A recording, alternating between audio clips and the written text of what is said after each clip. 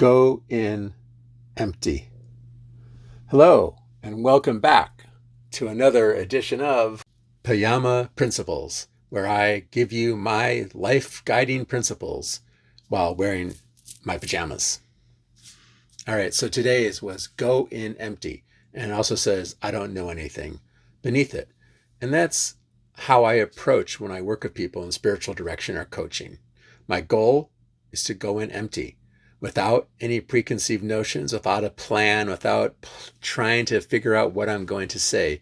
I want to go in and just be there and be present with the person and the divine, with the universe, so that I can be what they need and help them in ways that they need, instead of using some sort of 7-step plan to enlightenment or any little tricks of the trade that I learned.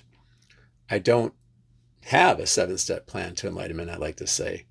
My goal is to not be thinking of what to say or thinking of the right thing to say, but to rather to be a vessel, a channel, to allow what arises to come through me, and hopefully is the thing the person sitting with me, either in person or on screen, needs to hear. The things that come out of my mouth sometimes surprise me, but I have faith that I'm saying the thing somehow that is just right for the person to hear. And it's worked a lot of the time. No one's ever, been really pissed at me or left because I said something offensive. I think one of the things that differs for me between coaching and spiritual direction, which I do both of, in coaching, it's more what I see people saying is coaching is delivering transformative information to people, where in spiritual direction, it's more that being present and accompanying people as they figure out their own responses and answers to questions. Yeah, I will ask questions, leading questions sometimes, but really when I'm doing spiritual direction, well, let's put it this way. I combine spiritual direction and coaching often, where sometimes I will ask kind of leading questions, and I'll say, well, here's a meditation you can try. Here's a structure you can use to help you. And that's kind of the coaching side.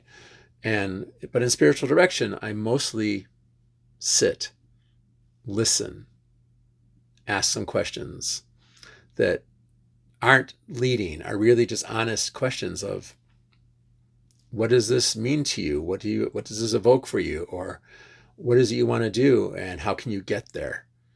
So go in empty. I love it.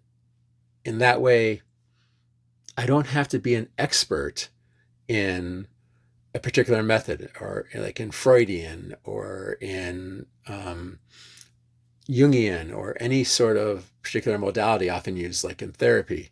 I just have to be present. I have to be an expert in being present and being patient and listening. So if you want to try some spiritual direction and coaching with me, hit me up at the Linktree link or the TidyCal link you can see here. It depends which platform you're watching me on right now. But hit me up. We'll have a complimentary clarity call to talk about more about what it'd be like to work with me. And you can get a feeling for who I am, and I can get a feeling for who you are. And we can see if it'd be a good match. All right, love and blessings, everybody, and I'll talk to you later.